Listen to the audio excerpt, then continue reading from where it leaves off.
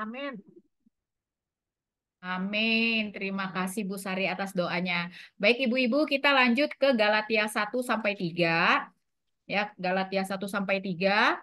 Kita akan membaca per orang 5 ayat ya. Di sini yang nggak ikut baca siapa Bu Yanti ya, lagi di jalan ya. Sama Bu Nur ya. Saya buat urutannya karena Bu Nur dia harus baca tuh hurufnya besar. Ya, jadi Galatia 1 sampai 3. Urutannya saya buat pertama Ibu Sari, lalu yang kedua Ibu Sofi, lalu Ibu Mensi, lalu Dewi, kemudian Bu Marina, dan Ibu Rahayu terakhir Joli. Nanti yang lain menyusul. Jadi ada di chat ya Ibu-ibu ya. Saya sebutkan urutannya yaitu Ibu Sari, Ibu Sofi, Ibu Mensi, Ibu Dewi, Ibu Marina, Ibu Rahayu, dan saya terakhir. Silakan Bu Sari. Baik, kita baca surat Paulus kepada jemaat di Galatia, ayat 1 sampai ayat 3. Salam.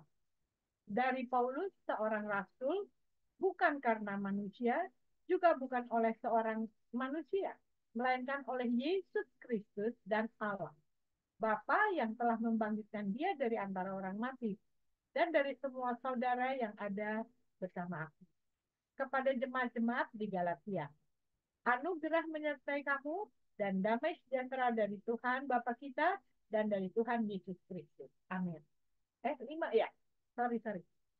Yang telah menyerahkan dirinya karena dosa-dosa kita untuk melepaskan kita dari dunia jahat yang sekarang ini menurut kehendak Tuhan dan Bapa kita. Bagi dialah kemuliaan selama-lamanya. Amin. Amin. Sofi, Sofi.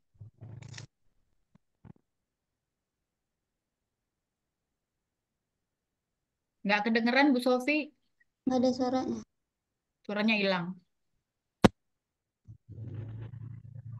Sudah, Ibu. Udah, Udah. Kak Ero. Saya, aku aku heran bahwa kamu begitu lekas berbalik daripada dia yang oleh kasih karunia Kristen telah memanggil kamu dan mengikuti suatu Injil lain. Ayat 7, yang sebenarnya bukan Injil, hanya ada orang yang mengacaukan kamu dan yang bermaksud untuk memutar balikan Injil Kristus. Ayat 8, tetapi sekalipun kamu atau seorang malaikat juga beritakan kepada kamu suatu Injil yang berbeda dengan Injil yang telah kami beritakan kepadamu, terkutuklah dia. Ayat 9, seperti yang telah kami katakan dia. Ayat 9, seperti yang telah kami katakan dulu, sekarang kukatakan sekali lagi, jikalau ada orang yang memberitakan kepadamu suatu Injil yang berbeda dengannya apa yang telah kamu terima, terkutuklah dia. Ayat 10, jadi bagaimana sekarang, adakah ku cari kesukaan manusia atau kesukaan Allah? Adakah ku coba berkenan kepada manusia? Sekiranya aku masih mau mencoba berkenan kepada manusia, maka aku bukanlah hamba Kristus. Amin. Ayat 11 sampai 15. Bagaimana Paulus menjadi rasul? Sebab aku menegaskan kepadamu, saudara-saudaraku, bahwa Injil yang kuberitakan itu bukan Injil manusia, karena aku bukan menerimanya dari manusia, dan bukan manusia yang mengajarkannya kepadaku, tetapi aku menerimanya oleh penyataan Yesus Kristus. Sebab kamu telah mendengar tentang aku dahulu dalam agama Yahudi. Tanpa batas aku menganiaya jemaat Allah dan berusaha membinasakannya. Dan di dalam agama Yahudi, aku jauh lebih maju dan banyak teman yang sebaya dengan aku di antara bangsaku sebagai orang yang sangat rajin memelihara adat istiadat nenek moyangku.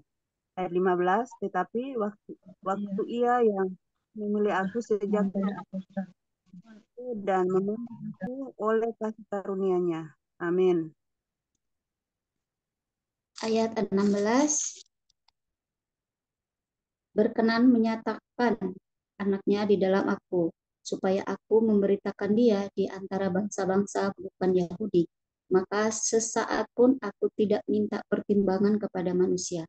Juga aku tidak pergi ke Yerusalem mendapatkan mereka yang telah menjadi rasul sebelum aku. Tetapi aku berangkat ke tanah Arab dan dari situ kembali lagi ke Damsyik. Lalu 3 tahun kemudian aku pergi ke Yerusalem untuk mengunjungi Kefas dan aku menumpang 15 hari di rumahnya. Tetapi aku tidak melihat seorang pun dari rasul-rasul yang lain kecuali Yakobus, saudara Tuhan Yesus. Di hadapan Allah kutegaskan apa yang kutuliskan kepadamu ini benar atau tidak berdusta. Amin. Bu Marina di unmute. Marina. Di unmute. Dibuka mic-nya. Ayat 21 sampai 25.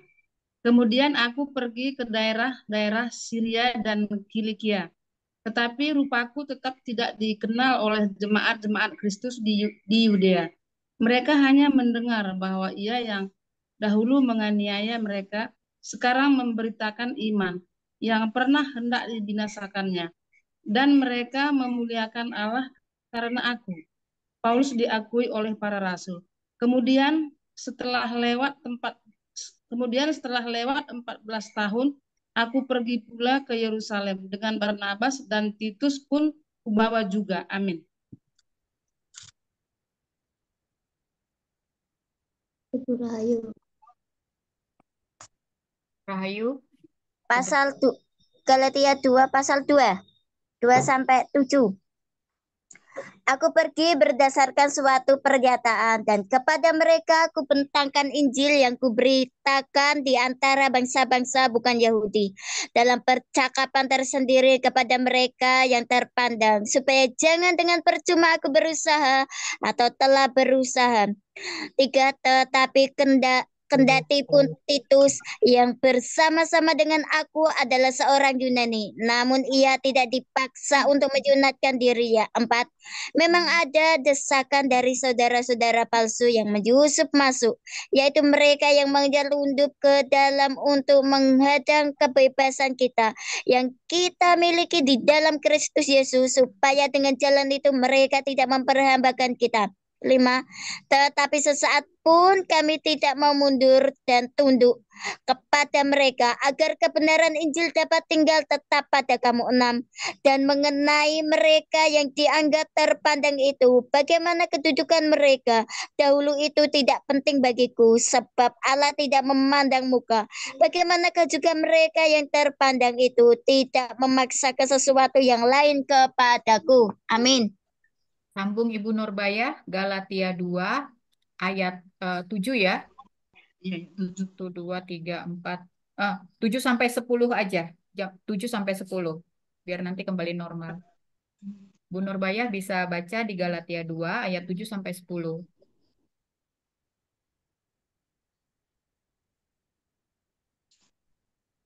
Ibu Nurbaya, atau saya sambung ya? Ya, saya sambung ya, Bu Nurbaya ya. Sinyalnya Bu Nurbaya. Baik, Galatia 2 ayat 7 sampai 10. Tetapi sebaliknya, setelah mereka melihat bahwa kepadaku telah dipercayakan pemberitaan Injil untuk orang-orang tak bersunat, sama seperti kepada Petrus untuk orang-orang bersunat. Karena ia yang telah memberikan kekuatan kepada Petrus untuk menjadi rasul bagi orang-orang bersunat. Ia juga yang telah memberikan kekuatan kepadaku untuk orang-orang yang tidak bersunat. Dan setelah melihat kasih karunia yang dianugerahkan kepadaku, maka Yakobus, Kefas, dan Yohanes yang dipandang sebagai soko guru jemaat berjabat tangan dengan aku dan dengan Barnabas sebagai tanda persekutuan, supaya kami pergi kepada orang-orang yang tidak bersunat dan mereka kepada orang-orang yang bersunat. Ayat 10, hanya kami harus tetap mengingat orang-orang miskin, dan mereka itulah yang sungguh-sungguh kuusahakan melakukannya. Amin. Lanjut Bu Sari. Di unmute Bu. Sorry, lupa. Pertentangan Paulus dengan Petrus. Ketika Kefas datang ke Antioquia, aku terang-terangan menentangnya, sebab ia salah. Sebab sebelum beberapa orang dari kalangan Yakobus datang, ia makan sehidangan dengan saudara-saudara yang tidak bersunat. Tetapi setelah mereka datang, ia mengundurkan diri dan menjauhi mereka karena takut terhadap saudara-saudara yang bersunat. Orang-orang Yahudi yang lain pun turut berlaku munafik dengan dia. Sehingga Barnabas sendiri turut terseret oleh kemunafikan mereka. Tetapi waktu kulihat bahwa kelakuan mereka itu tidak sesuai dengan kebenaran Injil, aku berkata kepada Kefas di hadapan mereka semua, jika engkau seorang Yahudi, hidup seperti orang bukan Yahudi, dan tidak seperti orang Yahudi, bagaimana engkau dapat memaksa saudara-saudara yang tidak bersunat untuk hidup seperti orang Yahudi? Yang terutama juga untuk orang Kristen keturunan Yahudi. Menurut kelahiran, kami adalah orang Yahudi dan bukan orang berdosa dari bangsa-bangsa lain. Amin. Ayat 16, kami tahu bahwa tidak seorang pun yang dibenarkan oleh karena melakukan hukum Taurat, tetapi hanya oleh karena iman dalam Kristus Yesus. Sebab itu kami pun telah percaya kepada Kristus Yesus, supaya kami dibenarkan oleh karena iman dalam Kristus, dan bukan oleh karena melakukan hukum Taurat. Sebab seorang pun yang dibenarkan oleh karena melakukan hukum Taurat. Ayat 17, tetapi jika kamu sendiri sementara kami berusaha untuk dibenarkan dalam Kristus, ternyata adalah orang-orang berdosa. Apakah hal itu berarti bahwa Kristus adalah pelayan dosa? Sekali-kali tidak. Ayat 18, karena jikalau aku membangun kembali apa yang rombak, aku menyatakan diriku sebagai pelanggar hukum Taurat. Ayat 19, sebab aku telah mati oleh hukum Taurat untuk hukum Taurat, supaya aku hidup untuk Allah, aku telah disalibkan dengan Kristus. Ayat 20, namun aku hidup, tetapi bukan lagi aku sendiri yang hidup, melainkan Kristus yang hidup di dalam aku. Dan hidupku yang kuhidupi sekarang di dalam daging adalah hidup oleh iman dalam Anak Allah yang telah mengasihi akan dirinya untuk aku. Amin. Ayat 21. Aku tidak menolak kasih karunia Allah, sebab sekiranya ada kebenaran oleh hukum Taurat, maka sia-sialah kematian Kristus. Galatia 5, Galatia 3 ayat 1-4. Dibenarkan oleh karena iman. Hai orang-orang Galatia dan yang bodoh, siapakah yang telah mempesona kamu? Bukankah Yesus Kristus yang disalibkan itu telah dilukiskan dengan terang di depanmu? Hanya ini yang hendak ku ketahui daripada kamu. Adakah kamu telah menerima Roh karena melakukan hukum Taurat atau karena percaya kepada pemberitaan Injil? Adakah kamu sebodoh itu? Mulai dengan Roh. Maukah kamu sekarang kirinya di dalam daging?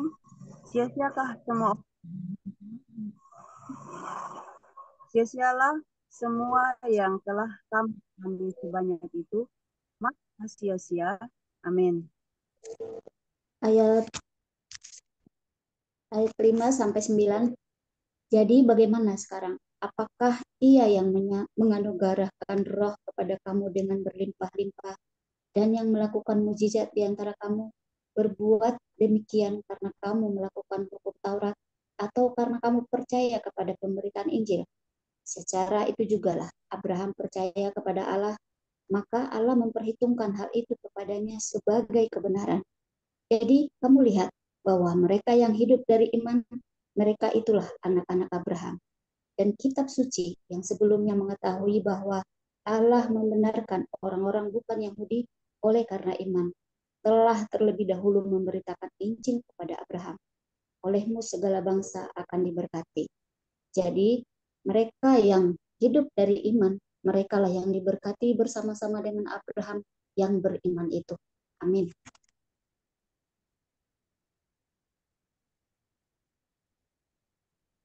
Di mute, di unmute Bu Marina.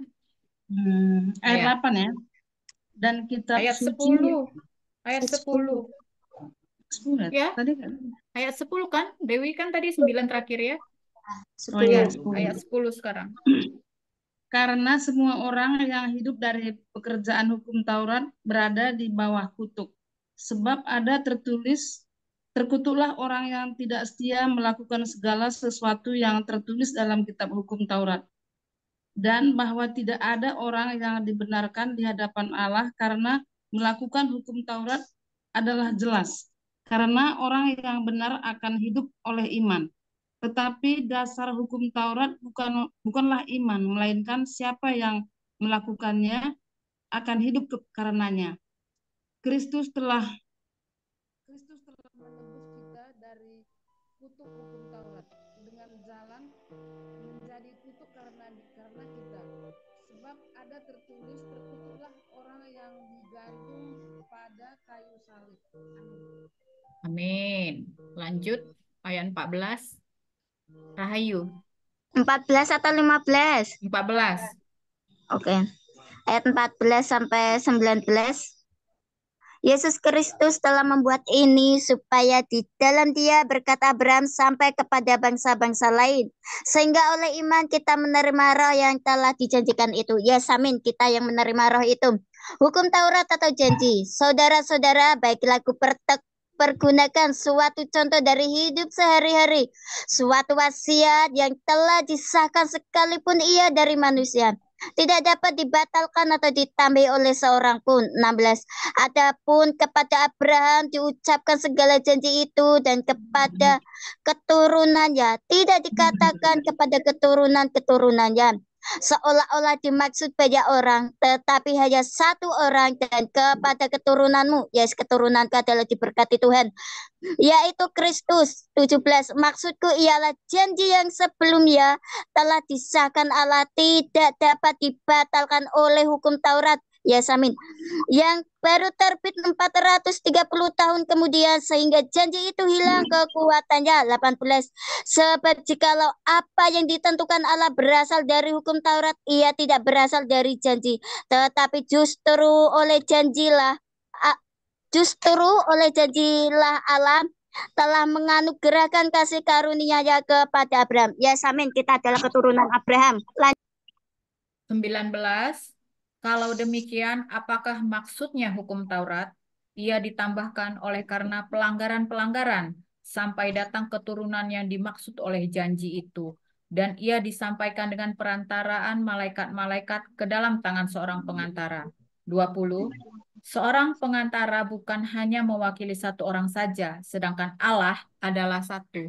21.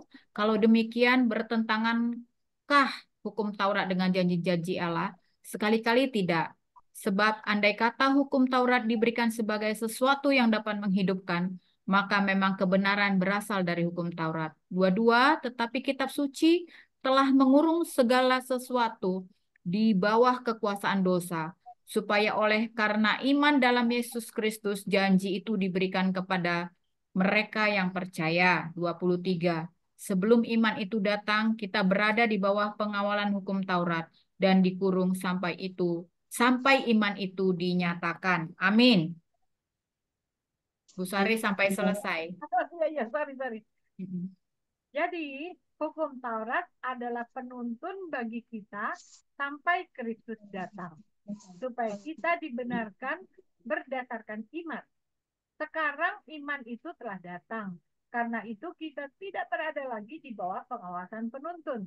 Sebab kamu semua adalah anak-anak Tuhan melalui iman di dalam Kristus Yesus.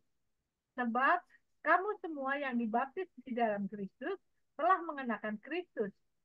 Dalam hal ini tidak ada orang Yahudi atau orang Yunani, tidak ada hamba atau orang merdeka, tidak ada laki-laki atau perempuan. Karena kamu semua adalah satu di dalam Kristus Yesus. Lagi pula, jikalau kamu milik Kristus, kamu adalah keturunan Abraham dan ahli waris menurut janji Tuhan. Amin. Baik, Bu Sari mungkin bisa bantu saya. Saya nggak bisa buka YouTube. Untuk apa musiknya terserah Bu Sari pilih. Baik ya ibu-ibu sambil menunggu Ibu Sari, kita akan merenungkan rema yang ditaruh Roh Kudus di dalam diri hati kita dari Galatia 1 sampai 3. Jadi sambil menunggu Ibu Sari, ibu-ibu bisa membaca ulang dan merenungkan eh, kitab dan ayat mana yang mau ibu-ibu sharingkan. Kita hening dulu ya sambil menunggu Ibu Sari. Bisa di mute semua supaya kita tidak ada suara yang mengganggu eh, saat kita bersaat teduh.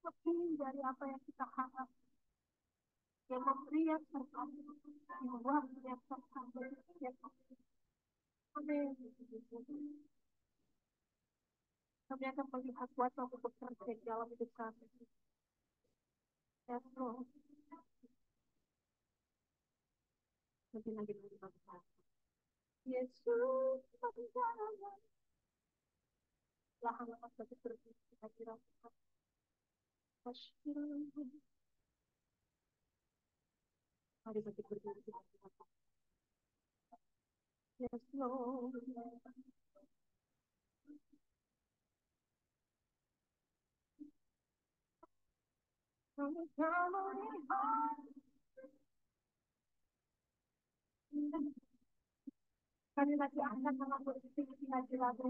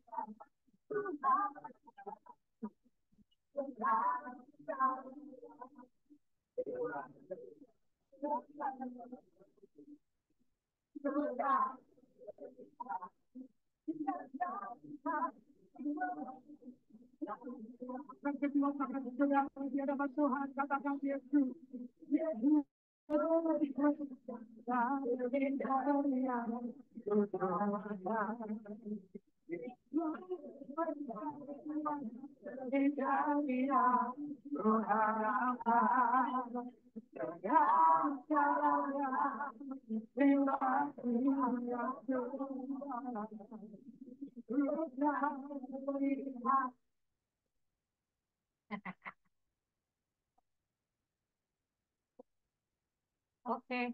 Ya, baik Ibu-Ibu. Sekarang waktunya kita sharing rema. Baik, siapa dulu yang mau sharing rema dari Galatia 1 sampai 3? Mungkin Ibu Rahayu terlebih dahulu mau sharing apa yang didapat. Oke, ini yang saya dapat di pasal 3, Galatia pasal 3 ayat 11b. Itu sangat luar biasa ya, menemplak orang yang benar akan hidup oleh iman. Ya, kita adalah orang-orang benar. Hidup oleh iman itu bukan, kita sangat bersyukur ya. Hari ini kita tidak hidup dalam hukum Taurat. Hidup dalam hukum Taurat itu sangat mengerikan. Gigi ganti gigi, tulang ganti tulang, tangan ganti tangan. Kita sudah di perjanjian baru dan Yesus sudah disalib di kayu salib dan kita sudah ditebus, sudah selesai. Semuanya tergantung kita, hidup kita menjadi pelaku firman atau pembaca pendengar saja, dan di mana hidup kita dipertanggungjawabkan, karena hidup kita bukanlah hidup kita lagi, melainkan hidup Kristus. Di Galatia pasal 2 ayat 20 ya, namun aku hidup, tetapi bukan lagi aku sendiri yang hidup, melainkan Kristus yang hidup di dalam aku, dan hidupku yang kuhidupi sekarang di dalam daging adalah hidup oleh iman dalam Anak Allah yang telah mengasihi aku dan menyerahkan diri. Ya, sangat bersyukur sekali. Kita orang benar yang dibenarkan Yesus. Jangan sampai kita meninggalkan Yesus demi apapun. Kita beriman, kondisi apapun, situasi apapun, persoalan apapun yang kita hadapi, baik dalam rumah tangga apapun, iman kita jangan kita pertaruhkan. Iman kita adalah perjuangan kita selama kita hidup di dunia ini. Karena di dunia ini kita mencari harta, mencari uang, mencari segalanya itu percuma. Karena hidup kita di dunia ini cuma kekos. Dan semua itu akan ditinggalkan semua. Kita akan kembali ke surga, kekekalan. Dan kita mencari yang kekekalan itu. Dan kita hidup dalam perjanjian. Kita adalah anak-anak Abraham. Saat aku membaca firman yang sampai ke aku itu sangat, ya, integritas. Aku adalah keturunan Abraham. Janji Tuhan tergenapi atas hidupku. Aku anak orang benar. Ya, aku adalah keturunan Abraham, Ishak, dan Yakub. Setiap janji-janjinya pasti aku dapati. Walaupun di dalam kenyataan belum terlihat, tetapi kita hidup oleh percaya karena iman. Di alam roh kita sudah mengalami, tetapi walaupun di alam nyata kita belum mengalami, tetapi di kekekalan kita menikmati anugerah yang luar biasa. Karena kita harus membangun di kerajaan surga ya, bukan menyimpan suatu apapun yang mati di dunia ini. Kita harus membangun rumah di surga, karena surga adalah tempat kita. Jadi pondasi kita, apa tujuan kita di dunia ini, apa agenda kita hidup di dunia ini, apa menyenangkan untuk formi atau kita menyenangkan untuk Tuhan. Dan setiap persoalan dan proses itu, gimana respon hati kita, menggerutu atau bersyukur. Itu dua pilihan ya, karena hidup di dalam Yesus itu pilihan. Dan kita harus memilih yang mana, karena emang roh sama daging itu sangat berlawanan, tetapi kita harus menuruti roh kita. Roh kita harus berkobar-kobar, menyala-nyala. Contohnya tadi, saat saya doa di Pak Prato Healing Center itu, saya terintimidasi sangat sekali. Saya nggak ingin berangkat, dia sana berangkat. Pikiran ini tuh, wah melayang-layang. Kenapa? Kenapa aku sudah kayak gini? Aku kayak menyalahkan diriku sendiri. Aku wanita yang bodoh, aku enggak. Aku kebaskan, aku hancurkan setan, kau tidak berhak. Sudah jam 2 kurang 5 menit. Kamu mau berangkat enggak? Suamiku bilang itu. Saya bentar, aku tak masak. Kayak setan mau wes gitu. Kamu tuh siapa? Kamu tidak ada apa-apa ya. Kamu tuh wanita yang tidak bisa apa-apa. Kamu wanita yang lemah, wanita. Enggak, aku patahkan, aku uncilkan. Aku bukan wanita yang lemah. Aku bukan wanita yang terkalahkan. Tetapi aku wanita yang diberkati Tuhan. Wanita yang kuat, wanita yang strong, wanita yang menjadi pemenang. Karena hidupku bukan ditentukan oleh pikiran yang diintimidasi oleh setan, tetapi pikiranku adalah pikiran Kristus, karena fondasiku adalah Kristus dan firman Tuhan, bukan yang lain. Itu yang aku tancapkan. Langsung saya doa ke HC, itu rasanya damai sejahtera, sukacita sangat luar biasa, dan kita ketawa ketiwi, kita ketemu pasukan yang ya sangat happy lah. Kalau aku menuruti kedaginganku, merosot, nggak darah berkobar-kobar. Itu yang aku rasakan. Saat ini kita harus menyala api, di mana saat-saat ini akhir zaman, nabi-nabi palsu dan setan selalu menggencar kita, di mana kita ingin sungguh-sungguh punya intiman dengan Tuhan, dan setan tidak pernah berhenti, selalu mengejar kita, anak-anak Tuhan yang benar, anak-anak yang mengejar mencari Tuhan. Selama itu setan tidak pernah berhenti dan selalu mengejar destiny kita. Kita harus melakukan apa yang menjadi destiny kita di sampai akhir maut menjemput kita. Itu yang kualami, iman. Amin, amin. Semangat terus ya Bu Rahayu ya. Terima kasih untuk sharing remanya luar biasa ya. Jadi tadi mau doa, tetapi memang kadang-kadang kita tuh begitu ya. Kadang-kadang terintimidasi. Nah, untungnya langsung mengebas semua intimidasinya. Toh pada akhirnya mendapatkan damai sejahtera ya ketika kita sudah sampai di sana. Baik, siapa lagi? Selamat datang Ibu Christine. Sorry, kita sudah selesai pembacaan Galatia 1 sampai 3. Kita sekarang sharing rema. Ibu Sari mau sharing rema, silakan. Iya Bu, saya akan mendapatkan dua hal ya. Yang pertama itu yang di Galatia 1 di ayatnya yang ke hanya satu Injil ya, dari ayat 6 sampai 10 itu. Jadi saya mau katakan di sini ya, bahwa untuk Yesus itu kan tertulisnya hanya momen-momen tertentu saja ya di dalam Alkitab itu. Waktu dia lahir, iya kan? Lalu waktu dia disunat, lalu waktu dia di bait suci umur 12 tahun, terus dia muncul umur 30 tahun, ya kan? Jadi banyak hal yang tidak tercatat lah di dalam Alkitab kita. Nah, itu merupakan satu loophole yang banyak dipergunakan oleh orang-orang yang berada di luar sana, ya. Sehingga banyaklah Injil-Injil ya yang keluar, yang dibuat ya untuk hal-hal yang tidak tercatat di dalam Alkitab, ya. Ada namanya orang India mengatakan, kemana Yesus antara umur 12 sampai 30 tahun? Oh, Yesus itu lagi belajar yoga katanya, pergi ke India. Nah, dibuatlah Injil apa gitu di sana gitu kan. Sampai gambar Yesus pun di sininya dipasang merah, ya kan? Nah, terus oh, Yesus lagi naik haji katanya. Nah, mereka buat lagi Injil apa ya? Berbagai Injil. Kalau kita baca ada Injil Thomas, ada Injil macam-macam. Nah, tapi yang mau saya katakan di sini yaitu tentang Injil Barnabas. Karena itu yang dikenal juga di kalangan Kristen.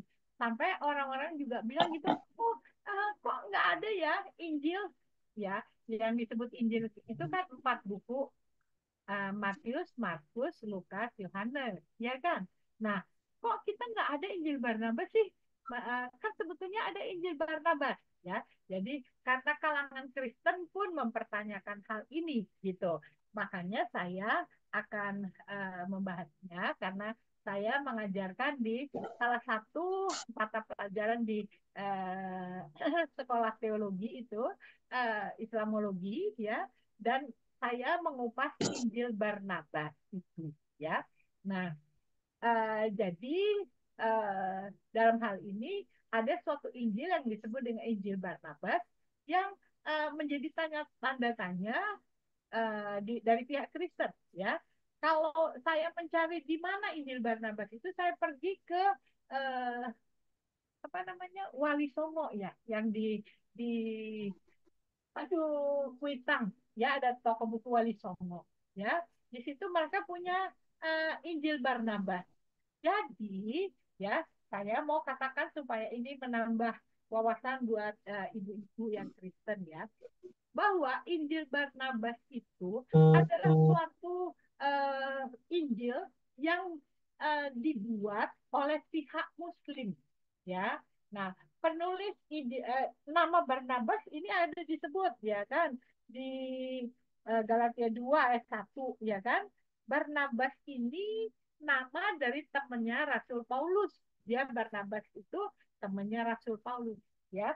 Tapi sesungguhnya Barnabas yang disebut dengan Injil Barnabas itu penulisnya namanya Mustafa Al-Arandi ya. Dia itu dari Katolik menjadi Muslim, dia mualaf ya. Jadi dia mengerti dua kitab ya, Al-Quran dan Alkitab ya.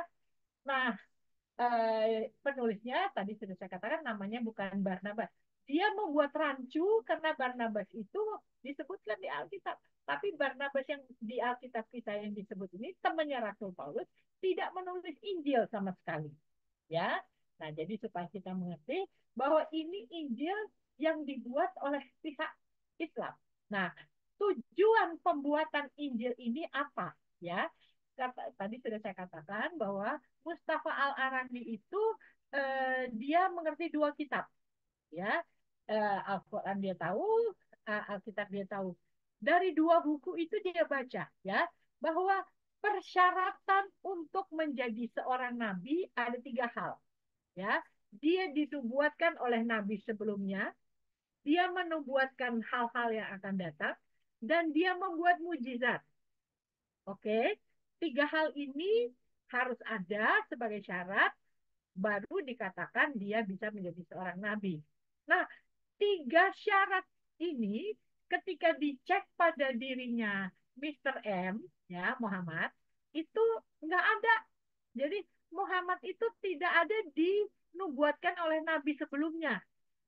Dan dia tidak menubuatkan hal-hal yang akan datang, dan dia tidak melakukan mujizat.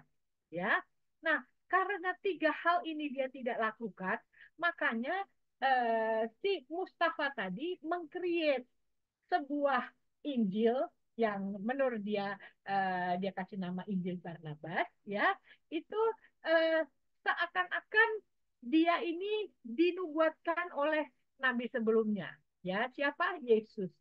Nah, dia cuplik ayat dari Alkitab dan dia antara dua kitab itulah dia padukan, ya. Coba ibu-ibu kali masih ingat siapa yang mengatakan bahwa membuka tali kasutnya saja pun aku tak layak? Ayo, siapa yang ngomong? Yohanes terhadap Iya. Yesus, ya kan? Membuka tali kasutnya pun aku tak layak. Nah, ini seakan-akan ayat yang ada di dalam Injil Barnabas itu Yesus mengatakan terhadap Mr. M. Ngerti? Ya, jadi dia create ayat itu supaya seakan-akan syarat pertama tadi itu ada kok gitu di dalam Injil Barnabas. Ya, itu yang pertama. Yang kedua, dia menubuatkan hal yang akan datang. Nah, dia ambil dari ayat apa? Di dalam Markus itu ada dikatakan pada waktu setan keluar, ya waktu Yesus lewat di kuburan, setan keluar masuk ke babi-babi, ya kan? Lalu setan itu terjun masuk ke ke laut apa kemana gitu ya kan? Ke Nah, jurang. ke jurang. Itu sekian banyak 2000 berapa gitu kalau nggak salah, ya kan? Nah, ayat itu diambil oleh dia, dia katakan uh, bahwa Mr. M itu sudah mengatakan nanti ayat Al-Quran itu akan sebanyak sekian ribu, ya. Padahal itu jumlah setan masuk ke babi. Itu syarat kedua terpenuhi, ya kan? Syarat ketiga, si Mr. M ini dikorek-korek, tidak ada membuat mujizat, tapi dia create suatu ayat, dia bilang, oh Mr. M itu uh, membuat mujizat, ada air keluar dari jarinya. Nah, jadi supaya 3 syarat tadi itu tercover. Sehingga kalau 3 syarat ini tercover, barulah Mr. M itu bisa disebut sebagai nabi. Ya, nah itu yang pertama. Lalu saya mau katakan, pada waktu Mr. M ini mendapatkan wahyu ilahi, itu dia lagi di Gua Hira. Ya, wahyu pertama yang dia dapatkan adalah muncul katanya Malaikat Jibril mengatakan, bacalah di dalam nama Tuhan. Ikrak warabukal akram. Nah, pada waktu itu di Arab itu sedang terjadi zaman jahiliyah namanya, masa kebodohan. Orang nggak bisa baca tulis, ya. Jadi si Mr. M ini memang nggak bisa baca tulis. Lalu dia bilang sama malaikat, gua nggak bisa baca. Satu, ya. Terus yang kedua kali di ngomongin lagi, bacalah gitu ya. Gue nggak bisa baca, sampai 3 kali baca dia bilang dia nggak bisa baca. Nah, ibu-ibu, yang sudah ada tertulis waktu itu ada 3 buku, ya. Hukum Taurat itu kan munculnya pada zamannya Musa 1500 tahun sebelum Yesus, ya kan. Setelah itu ada kitab Zabur, kalau orang Mesir menyebutnya Zabur, kita menyebutnya Mazmur, ya. Dan Injil 3 sudah tertulis karena Mr. M mendapatkan wahyu ilahi itu 600 tahun setelah Yesus, ya. Jadi hukum Taurat itu 1500 tahun sebelum Yesus, lalu sampai sebelum Yesus itu ada Mazmur, ya. Lalu Injil itu waktu Yesus, ya. Berarti sudah tertulis, yang ada tertulis waktu itu 3 buku. Cuman karena dia nggak bisa baca, ya dia bilang gue nggak bisa baca, padahal malaikat suruh dia kan baca. Nah, lalu waktu dia mendapatkan wahyu itu katanya dia gemeter, terus lari pulang ke rumah, ya. Ke rumah ketemu sama istrinya Siti Khadijah. Lalu Siti Khadijah ini selimutin dia, lalu ditenangkan dia, lalu mereka pergi ke omnya Siti Khadijah yang namanya Warakah bin Naufal, ya, orang Kristen. Nah, omnya Siti Khadijah bilang, oh kalau gitu ini nih, kan waktu Yesus mau naik ke surga bilang, aku akan pergi, nanti aku akan memberikan seorang penolong yang lain. Nah, ini dia nih nabi selanjutnya nih, setelah Yesus, kata si omnya, ya. Nah, jadi siapakah yang mengangkat Mr. M menjadi nabi? Istrinya Siti Khadijah dan omnya Warakah bin Naufal. Adakah saksi waktu itu? Tidak ada, tidak ada. Ya, ini berkaitan dengan tadi kenabiannya Mr. M. Ya, dan ini bisa dibaca, banyak buku bisa dibaca, dan ini yang terjadi. Yang pertama, persyaratan menjadi nabi itu di-create oleh Mustafa Al-Arandi di dalam kitab Injil Barnabas, dan kenabiannya itu siapa yang menjadi saksi, siapa yang mengangkat si Mr. M ini menjadi nabi, ya, istrinya dan om istrinya, ya, tidak ada pihak lain waktu itu. Nah, jadi kita mengetahui, ya, Injil itu bisa di-create, ya, karena ada loophole pencatatan Yesus yang tidak semua tercatat, karena kata firman Tuhan, kalau semuanya dicatat tidak cukup semua kertas untuk mencatat semua tentang Yesus, ya kan. Nah, karena itu banyak Injil-Injil lain yang muncul, ya. Ada Injil Thomas, ada Injil Barnabas, ada Injil bermacam-macam, banyak sekali, bisa cari di Google nanti ya. Nah, yang saya mau katakan tadi yaitu tentang Injil Barnabas, ya, supaya kita paham banget sebagai orang Kristen bahwa Injil itu hanya 4, tidak ada itu Injil Barnabas. Injil Barnabas itu Injil palsu yang dibuat supaya persyaratan Mr. M menjadi nabi itu tercover di dalam Injil itu, ya. Jangan sampai kita sebagai orang Kristen ikut meragukan, loh kok kita cuma punya 4 ya, kok kita nggak tahu ya Injil Barnabas. Nah, sekarang saya beritahu itu ceritanya yang ada di dalam Injil Barnabas, ya, sehingga kita mantap bahwa Injil Barnabas itu adalah Injil palsu, karena itu sudah dikatakan oleh Rasul Paulus, ya, bahwa akan ada Injil-Injil lain, ya. Jangan sampai iman kita menjadi terganggu karena ada Injil-Injil yang lain. Itu satu, Baik. ya. Yang kedua, saya mau katakan buat Rasul Paulus itu betapa beratnya medan yang harus dihadapi karena harus merubah pola pikir, ya. Karena dia hidup pada zaman itu mengubah orang yang sudah terbiasa dengan budaya Yahudi, ya. Karena orang Israel itu hidup dengan budaya Yahudi dan hukum Taurat, ya. Nanti saya bisa menceritakan apa isinya itu dengan detail, ya. Bahwa isinya itu banyak sekali kesombongan orang Yahudi yang dicantumkan di dalam budaya Yahudi tadi, ya, namanya Talmud. Nah, Talmud dan hukum Taurat itu ini yang sudah ada di dalam otaknya orang Kristen, ya, orang Yahudi, ya. Ketika mereka menerima Yesus tidak lagi menceritakan tentang hukum Taurat. Dia mengubah cara berpikir dengan hukum kasih karunia. Ya, hukum kasih karunia itu intinya bukan karena perbuatan baik kita Tuhan mengampuni kita, tapi karena memang dia sayang aja sama kita. Ya, makanya hukum kasih karunia. Karena dia sayang, dia melakukan semuanya itu buat kita. Ya, jadi mengubah pola pikir perbuatan kalau hukum Taurat intinya melakukan perbuatan baik supaya kita mendapat perlakuan baik, ya kan? Melakukan sesuatu yang baik supaya kita mendapatkan berkat, kan intinya hukum Taurat begitu. Sementara hukum kasih karunia mengubah pola pikir yang seperti itu bukan karena perbuatan kita Tuhan mengasihi kita.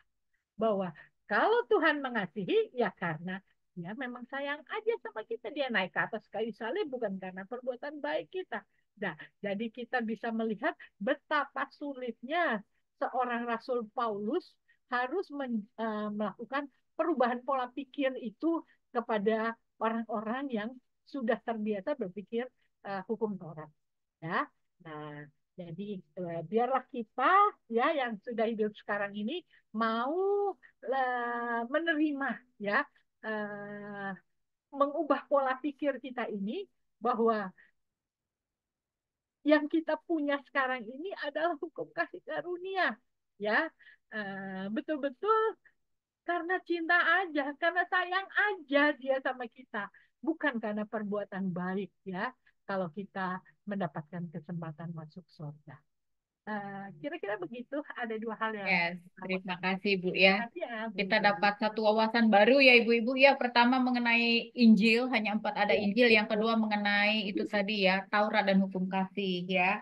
Jadi kalau hukum Taurat itu kan seperti dibilang ya, bahwa kalau kita berbuat baik maka akan dibalas dengan kebaikan. Kalau hukum kasih itu memang Tuhan sudah memberi cuma-cuma ya. Jadi tidak ada yang namanya karena perbuatan baik maka akan diberikan suatu juga imbalan yang baik, tapi memang semuanya karena Tuhan sayang kita dan semua itu diberi secara cuma-cuma seperti itu ya. Nah, jangan berarti kalau cuma-cuma terus kita memanfaatkan, jangan juga ya. Seperti itu, tetap kita taat kepada firman Tuhan. Seperti itu. Baik, terima kasih Bu Sari. Siapa lagi Bu Christine, silakan.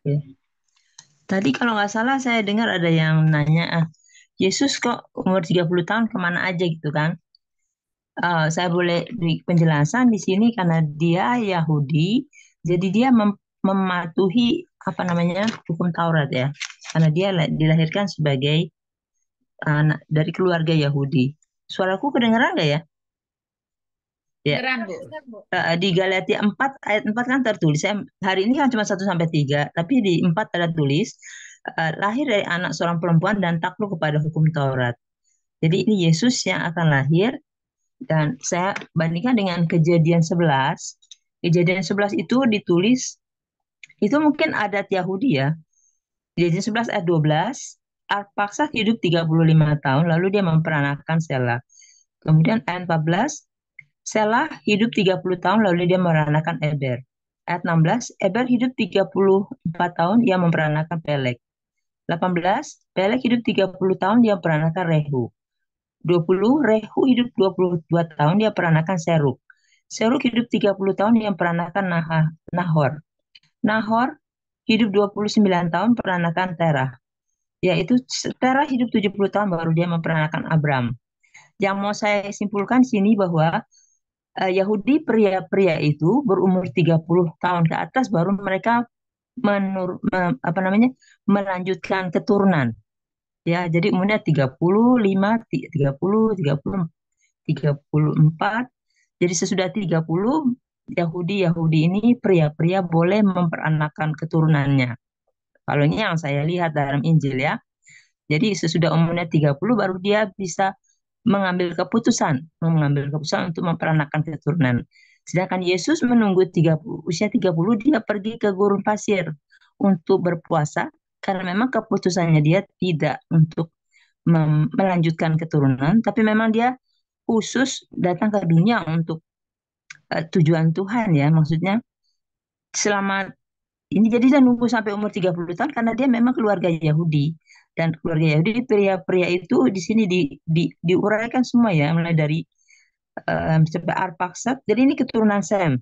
Keturunan Sem yang ada di Kejadian 11. Jadi dari area umur 35, 30, 34, ada juga yang 29 ya. Nahor 29 sudah mempunyai keturunan. Jadi di atas 30 tahun baru mereka boleh mengambil keputusan, boleh menurunkan, akhirnya memberi keturunan. Akhirnya artinya pohon keluarganya ya berkelanjutan. Jadi dia boleh menikah, memperanakan anak-anaknya. Jadi nggak usah ditanya kenapa Yesus umurnya harus 30 tahun baru dia kemana aja dia dari 12 tahun, karena nggak tercatat. Memang ini tradisi sebuah bangsa yang dia patuhi karena dia keluarga Yahudi juga. Jadi yang saya mau lihat juga di sini Galatia 1 ayat 4, 3-4 kali ya. 3, kasih karunia menyertai kamu dan damai sejahtera dari Allah, Bapa kita dan dari Tuhan Yesus yang menyerahkan dirinya di salib ya, karena dosa-dosa kita untuk melepaskan kita dari dunia jahat yang sekarang ini menurut kehendak Bapa Allah dan Bapa kita. Tuhan mungkin menunjukkan untuk saya ini cawan pahit yang Yesus minum di Taman Getsemani ya. Jadi kehendak Bapa bahwa dia harus meminum cawan ini karena dia menyerahkan dirinya di salib untuk dosa-dosa kita, lepaskan kita dari dunia jahat sekarang ini menurut kehendak Bapa. Sehingga dia pergi kepada Bapa, dia menjadi yang sulung dan dia mempersiapkan, Yohanes 14 kan dia mempersiapkan tempat bagi kita. Kalau rumahnya udah jadi, dia datang, nah kita dibawa ke sana. Jadi kita di dunia ini akan dilepaskan dari dunia jahat. Nah, yang ada di dunia ini ya, menurut kehendak Allah Bapa. Jadi ini cawan pahit yang dia minum di Taman Getsemani. Ini yang Tuhan nyatakan untuk saya ya. Tapi saya rasa ya bisa terima, bisa enggak sih. Tapi cawan pahit ini dia katakan bahwa dia serahkan dirinya di salib. Tujuannya kita akan dilepaskan semua dari dunia jahat yang sekarang ini. Jadi kita pindah ke dunia yang lain, di mana ada kalau di 1 Yohanes 3:9 kalau nggak salah ya, kita akan pindah ke dunia yang langit bumi baru, di mana ada kebenaran yang tidak diingkari oleh siapa-siapa ya. Jadi kalau yang sekarang dunia ini mungkin banyak hoax, banyak pembohong, penipu, impostor, banyak cyberbullying.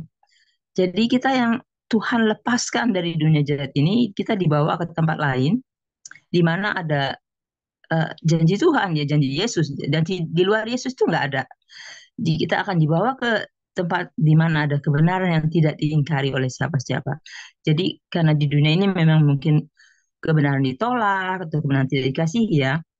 Tapi ada, kalau boleh saya tunjukin ya, 2 Tesalonika.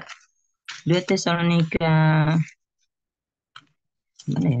2 Tesalonika 2 kalau nggak salah. Ya, 2 Tesalonika 2 ayat 9-10 ya. Di sini terus mana ya? Oh bukan. Oh ini ya, ayat 10 ya. Kan ayat 10, karena mereka tidak menerima dan mengasihi kebenaran dan dapat menyelamatkan. Itu sebabnya Allah mendatangkan kesesatan dan mereka percaya kepada dusta. Jadi mereka diserahkan kepada hoax ya. Karena mereka tidak menerima kebenaran yang Yesus berikan. Bahkan di sini tulis tidak mengasihi kebenaran yang bisa menyelamatkan. Dia tidak mengasihi Yesus. Jadi Tuhan Allah mendatangkan kesesatan sehingga mereka percaya kepada dusta. Jadi kita harus hati-hati kalau kita tidak menerima kebenaran atau tidak mengasihi Yesus. Mungkin ada juga yang percaya Yesus atau hanya tahu nama Yesus tapi dia belum benar-benar kenal Yesus, sehingga ada yang bilang kok udah Kristen tapi masih ganti agama, akhirnya dia masuk agama lain gitu ya. Tadi masih dibahas tuh di sekolah minggu ya, kami dengar teman yang bersaksi karena memang dia tidak menerima kebenaran itu dan dia tidak mengasihi kebenaran yang dapat menyelamatkan. Hanya dia menyebabkan mereka percaya kepada mereka percaya akan dusta ya. Tapi saya nggak bilang itu sesuatu yang dusta, tapi sesuatu yang bisa menyelamatkan mereka tolak ya, tidak percaya akan kebenaran. Sekarang bahkan suka akan kejahatan. Ya saya sih nggak bilang orang agama lain itu jahat ya, tapi kami tidak bisa juga bilang ini disesatkan karena ini judulnya kedurhakaan sebelum Tuhan datang yang kedua kali ya. Kan ya janganlah kamu memberi dirimu disesatkan dengan cara yang bagaimanapun. Karena sekarang masanya orang jahat. Ya ini tadi Galatia 1 ya, sampai situ yang saya dapat dari Tuhan, bahwa tidak bisa dibahas ngapain Yesus dari umur 12 kok tiba-tiba kemana aja itu Yesus, katanya harus umur 30 tahun baru dia muncul. Yaitu si Tuhan nyatakan bahwa memang peraturan orang Yahudi itu ya sama seperti orang di Florence Nightingale ya. Florence itu suster yang ada di Inggris. Itu peraturannya umur 21 tahun baru boleh mengambil keputusan mau nikah atau yang lainnya. Florence Nightingale tidak mau menikah tapi dia mengambil keputusan jadi suster.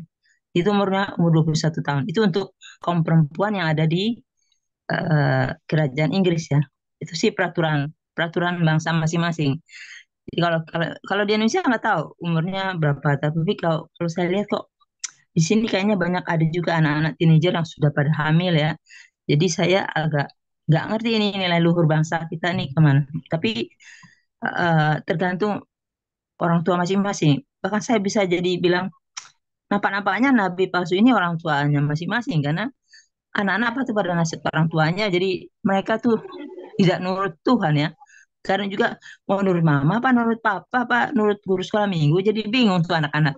Jadi kita harus bimbing anak-anak supaya bisa punya pegang prinsip bahwa kebenaran itu tetap adalah kebenaran. Karena Galatia 3 ya ayat 5. Ya, Galatia 3 ayat 5 ya. Abraham percaya pada Allah, Allah memperhitungkan itu sebagai kebenaran. Ayat 6, ayat 6. Ayat 3 ayat 6. Dan Allah memperhitungkan itu sebagai kebenaran. Dan yang saya lihat di kitab Wahyu, kebenaran itu menjadi jubah putih. Ya, saya sambungin di belakang aja ya. Di Wahyu Wahyu berapa ya? Wahyu 19 ayat 8.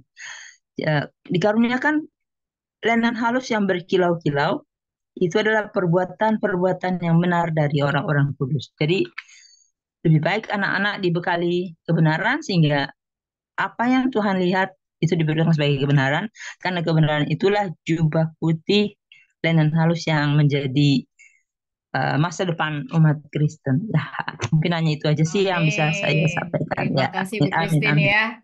Sudah panjang lebar ya, luar biasa. Tapi memang soal anak-anak itu memang ini mengenai kita sebenarnya orang tua ya, bagaimana kita mewariskan eh, kepada anak-anak soal iman ini memang penting. Jangan sampai jangan-jangan kita orang tua ini sebenarnya adalah nabi-nabi palsu tuh ya, seperti yang Bu Christine bilang itu ya, gitu ya. Jadi memang benar semuanya kita harus back to Bible, kembali kepada Alkitab seperti itu. Baik, terima kasih Ibu-ibu. Sekarang kita akan langsung doa penutup ya. Ditutup dengan tadi Bu. Bu Oh Juni, ya, Bu Sari gimana? sebelum kita mengakhiri, Mhm. saya itu hanya mau menambahkan saja supaya Ya. kita nggak terlalu pusing. Tadi saya sengaja tidak menjelaskan. Sebetulnya itu bukan pertanyaan, Bu. Saya tidak menjelaskan karena itu merupakan satu topik sendiri. Kemana Yesus umur 12 sampai 30 tahun? Ya. Nah, itu sebetulnya gampang sekali di dalam Lukas itu dikatakan Lukas 2 ayat 40, anak itu bertambah besar dan menjadi kuat, penuh hikmat dan anugerah Tuhan ada padanya. Ya, lalu di ayat yang ke-52 dikatakan Yesus makin dewasa dan bertambah hikmahnya dan makin dikasih oleh Tuhan dan manusia.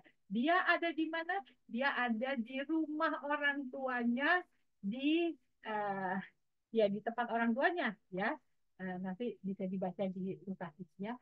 Jadi Yesus itu kemana? Yesus itu sebagai manusia dia ikut aturan Yahudi. Ngapain? Belajar. Orang itu tidak akan dapat disebut rabi, guru, tampil di muka umum kalau dia tidak mengikuti pendidikan dengan jelas.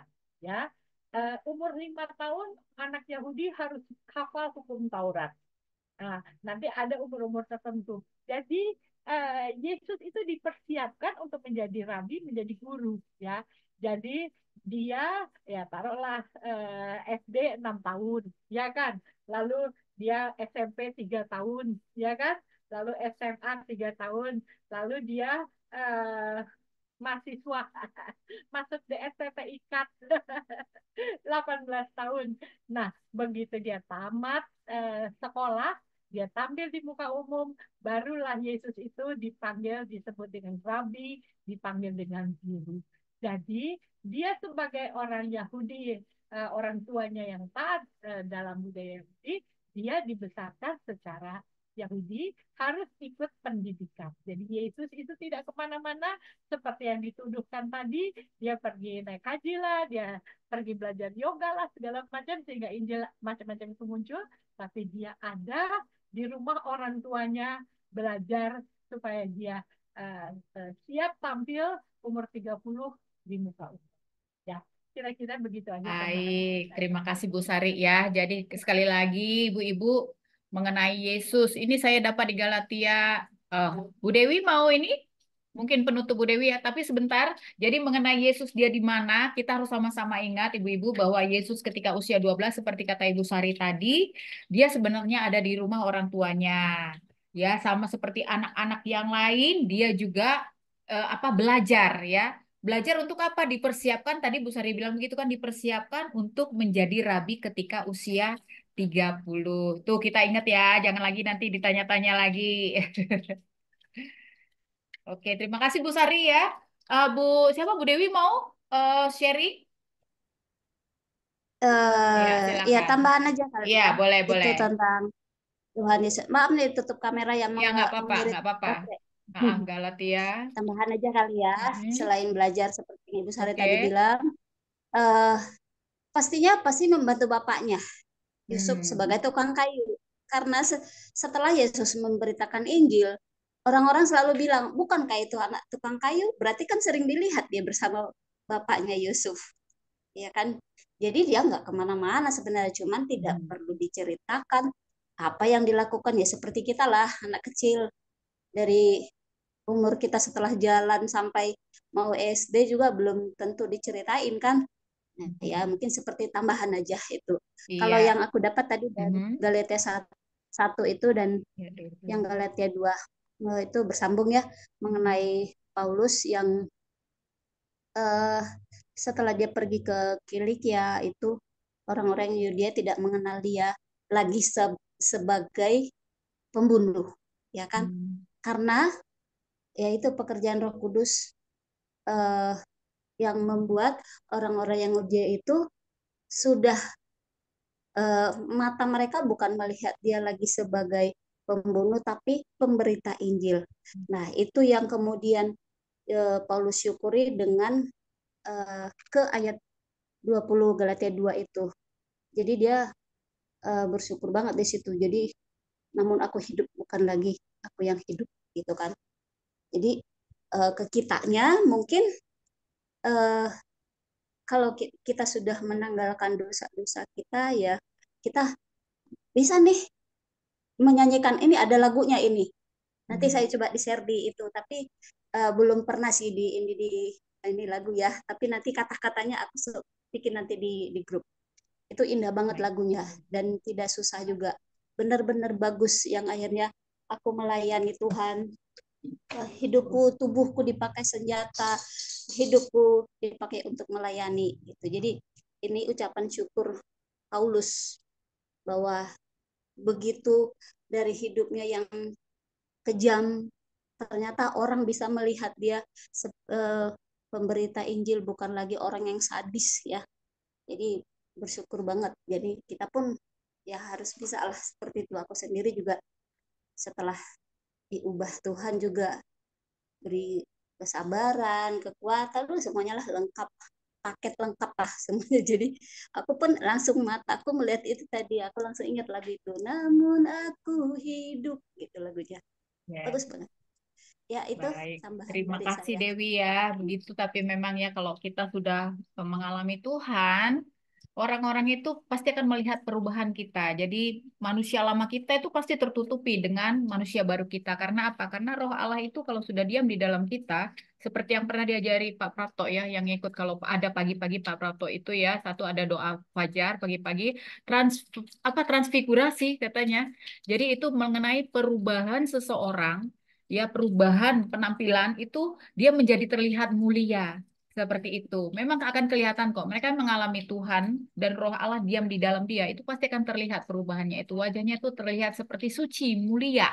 Gitu ya. Dan kita pasti mau seperti itu kan. Maka kita harus mengalami Tuhan dalam hati kita masing-masing. Amin. Baik ibu-ibu, kita akan tutup dalam doa. Jadi sekarang doanya ya. Doa penutup, tapi kita saling mendoakan. Jadi ini saya sudah bagi. Untuk Ibu Rahayu, boleh ya Bu Yu? Bu Rahayu ya, Ibu Rahayu minta tolong mendoakan Ibu Marina, lalu Ibu Sari, Ibu Sofi, dan saya. Ya, lalu Ibu Mensi boleh minta tolong? Bu Mensi? Ya, Bu Mensi minta tolong mendoakan Ibu Yanti Sitio, Ibu Christine di sini yang Toy Suta Christine, lalu Ibu Dewi, ya. Lalu saya akan mendoakan Ibu Mensi, Ibu Rahayu dengan Ibu Nurbaya dan ibu-ibu yang lain yang tidak bisa hadir. Baik, silakan Bu Rahayu, apa yang kata Roh Kudus nggak apa-apa langsung disampaikan tanpa kita harus bertanya apa yang mau didoakan. Silakan Bu Rahayu. Masih ingat nggak namanya tuh saya ulang lagi nih. Udah Bu. Oh, udah ingat ya? Baik, baik. Baik, silakan Bu dimulai. Haleluya, haleluya. Sikera para para para para para para para para para. Terima kasih Bapak, terima kasih atas malam hari ini kami sudah membaca firman-Mu, Engkau sudah mengingatkan kami melalui firman-Mu, melalui setiap perkataan yang Kau sampaikan dalam hidup kami tertemplak setiap perkataan demi perkataan, satu iota kata itu sangat berharga dalam hidup kami. Terima kasih Bapak, kami hidupi setiap firman yang Kau sampaikan, yang kami baca. Kami tidak ingin menjadi pembaca dan pendengar saja Bapak, tetapi kami ingin menjadi pelaku-pelaku firman-Mu saat kami di dunia ini Bapak. Ajari kami Bapak, supaya Roh Kudus-Mu yang memimpin setiap langkah kami.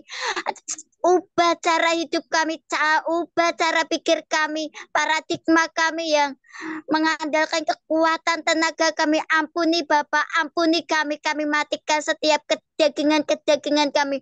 Walaupun sakit itu proses di mana bejana-bejana yang Kau ramukan untuk timbul menjadi emas. Kami adalah emas-emas yang Kau sediakan di masa depan. Kami hidup dalam kasih karunia-Mu, bukan hukum Taurat Bapak. Terima kasih setiap anugerah, setiap pemeliharaan penyertaan-Mu hingga saat ini. Bapak, pada malam hari ini kami sepakat sehati unity di satu baca Alkitab Bapak, kami hamba berdoa untuk Bu Marina, Bu Sari, Bu Sofi, Bu Joli Bapak. Apa yang menjadi pergumulannya Bapak, Engkau yang mengetahui isi hatinya. Pakai hidupnya sebagai alatmu Bapak untuk memberitakan Injil kebenaran firman-Mu. Bu Sari yang Kau pakai kecerdasannya Bapak untuk memperjelaskan setiap satu iota kata dari firman-Mu itu. Engkau perlengkapi, berikan roh hikmat lagi Bapak untuk menyampaikan setiap firman yang Kau sampaikan melalui baca Alkitab ini, supaya kami menerima ilmu yang lebih, bukan ilmu Bapak, tetapi hikmat perkataan yang Kau tambahkan melalui Bu Sari.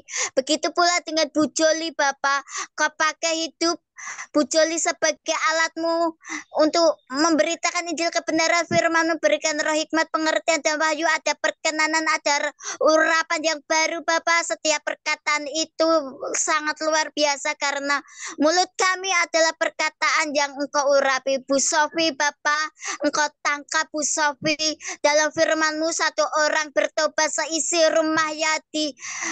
rumahnya bertobat. Biarlah Bu Sofi menjadi sinar kemuliaan-Mu di tengah-tengah keluarga ya Bapak, yang saat ini hidup sendiri bekerja Bapak. Kami percaya jika kami benar-benar mengandalkan Engkau, hidup oleh iman, Engkau tidak akan meninggalkan anak-anak-Mu di tempat ini. Bu Marina juga Bapak, di mana Bu Marina butuh teman, butuh kawan Bapak, Engkau sediakan Bapak, bukan dari orang lain tetapi orang-orang benar yang Kau kirimkan untuk Bu Marina, untuk saling melengkapi, untuk saling mengingatkan, untuk saling mendukung di dalam firman-Mu, di dalam hidup kebenaran, tidak asal-asalan hidup Bapak, tetapi tujuan hidup kami yaitu kekekalan Bapak. Berkati Bu Marina, Bu Sofi, Bu Sari, Bu Joli, semuanya Bapak kami serahkan ke dalam tangan kuasa-Mu. Engkau yang ambil alih semuanya, biarlah Roh Kudus-Mu yang memimpin mereka, biarlah setiap langkah mereka Engkau ada di depannya,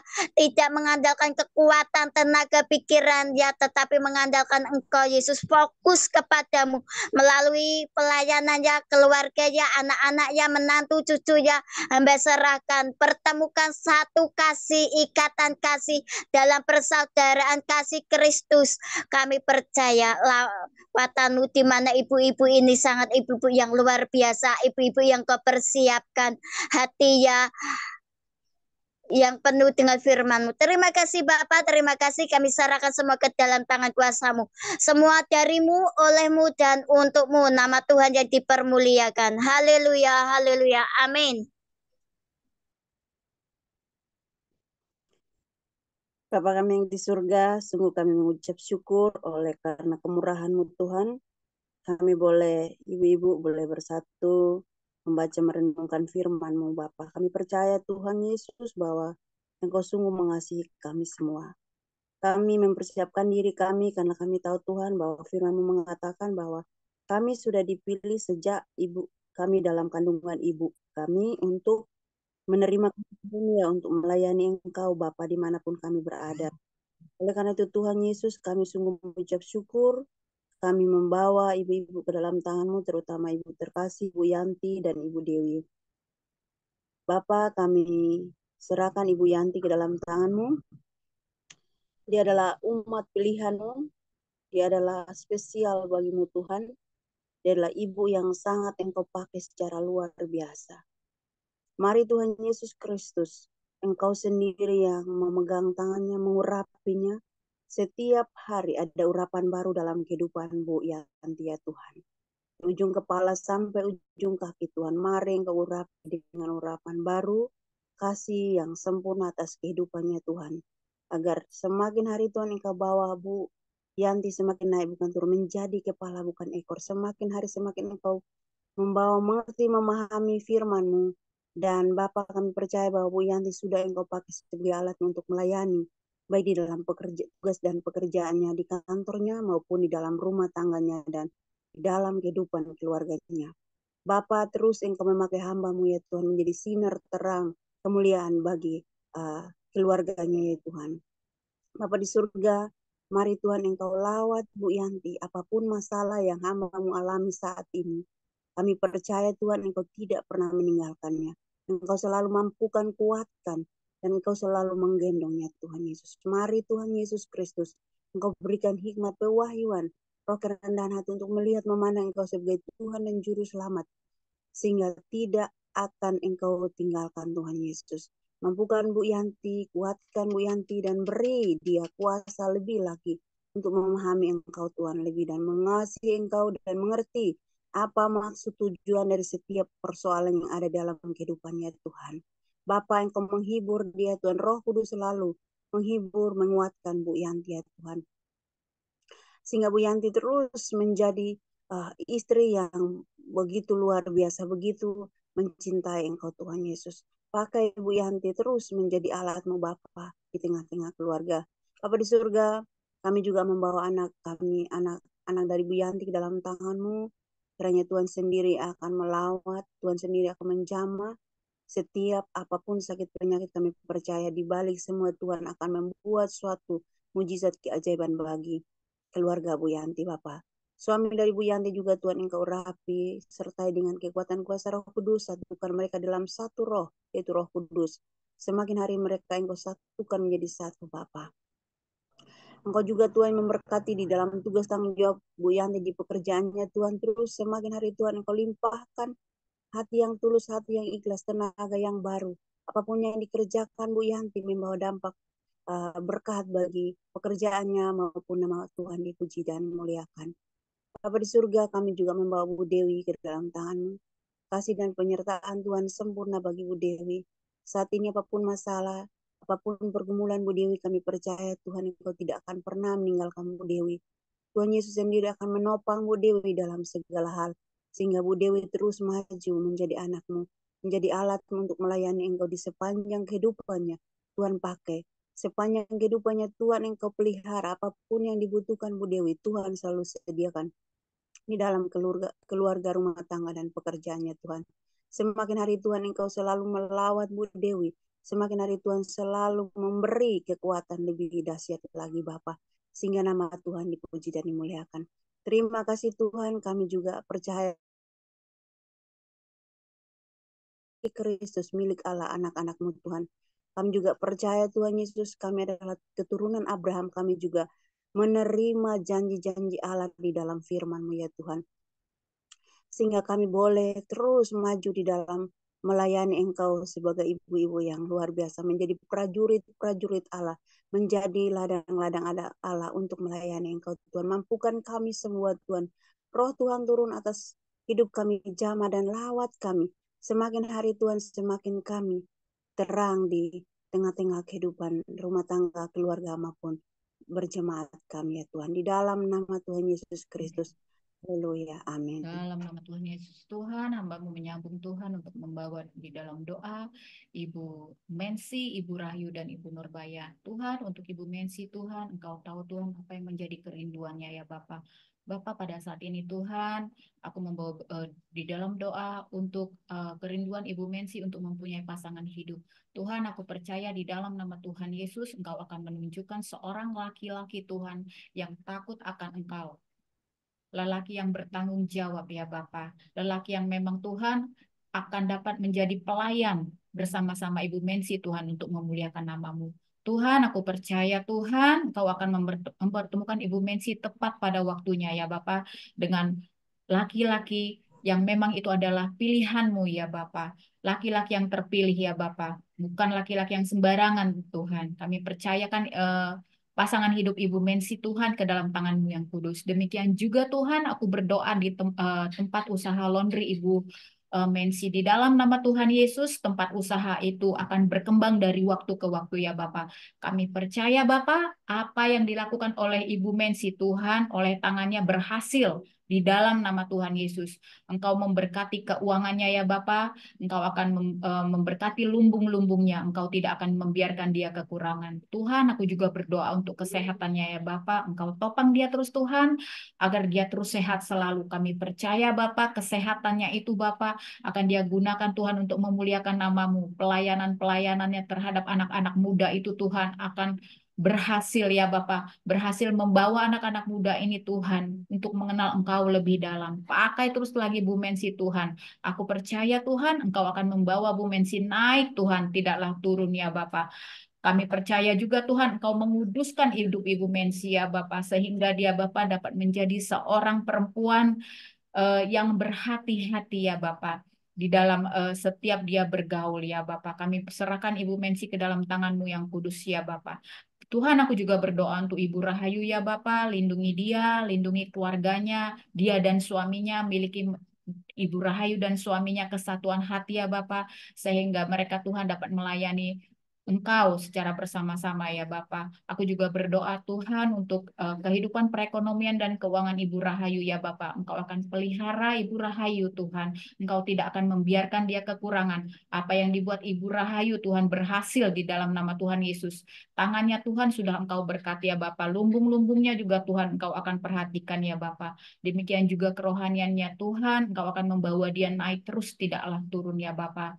Dia akan membanyak menjangkau jiwa-jiwa ya Bapak. Dan pakai dia terus Tuhan, dengan talenta-talenta dan karunia yang sudah Kau berikan kepadanya ya Bapak. Tuhan kami percaya Tuhan, Ibu Ayu Tuhan Kau pakai secara luar biasa ya Bapak. Demikian juga Tuhan Kau perhatikan kesehatannya ya Bapak. Sehingga kesehatannya ini Tuhan dapat memuliakan nama-Mu Tuhan. Dia dapat bergerak kemanapun Tuhan untuk memberitakan Injil Kristus. Demikian juga untuk Ibu Nurbaya Tuhan. Biarlah Ibu Nurbaya menjadi saksi di keluarganya, dan aku percaya Tuhan Ibu Nurbaya Tuhan akan menjadi berkat bagi keluarganya yang belum mengenal Engkau secara dalam. Tuhan lindungi Ibu Nurbaya, lindungi keluarganya Tuhan. Kau pelihara keluarga Ibu Nurbaya, suaminya dan anak-anaknya.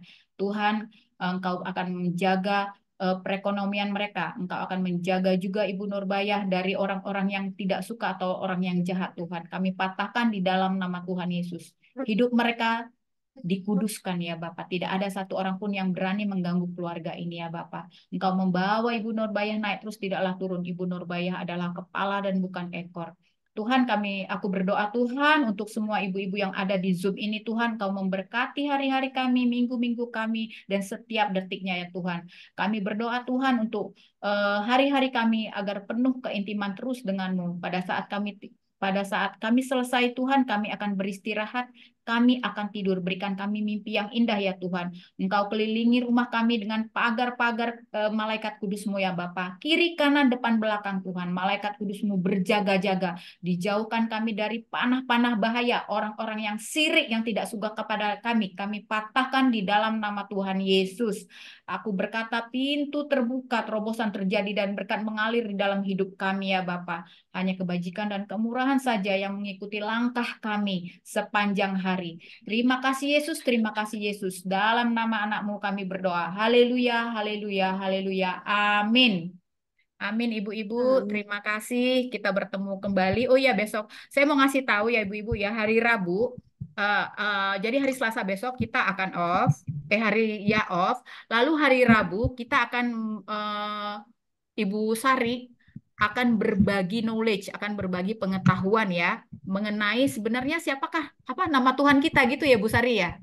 Ya, jadi sebenarnya siapa sih nama Tuhan kita ditinjau dari Islamologi ya. Jadi kali ini memang itu untuk menambah wawasan kita ya Ibu-ibu ya. Jadi kita memang belajar Alkitab, kita dipandu oleh Roh Kudus. Tetapi tidak salah juga kalau kita mendapat pengetahuan yang itu bagus untuk menambah wawasan kita ya. Selama ini kita hanya sebut nama Tuhan, Tuhan, Tuhan.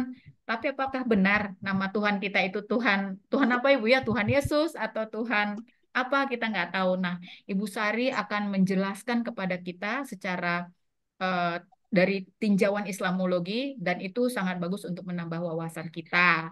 Saya akan mengatakan terus setiap kita selesai membaca Alkitab supaya ibu-ibu ingat dan jangan lupa untuk diajak temannya. Saya akan memberikan linknya seperti biasa dan itu akan dilakukan hari Rabu ya ibu-ibu ya. Baik Ibu-Ibu, sekarang kita semua akan selesai. Selamat tidur, selamat beristirahat. Tuhan memberkati. Dadah. Ya. Terima kasih. Yuk, dadah. Banyak.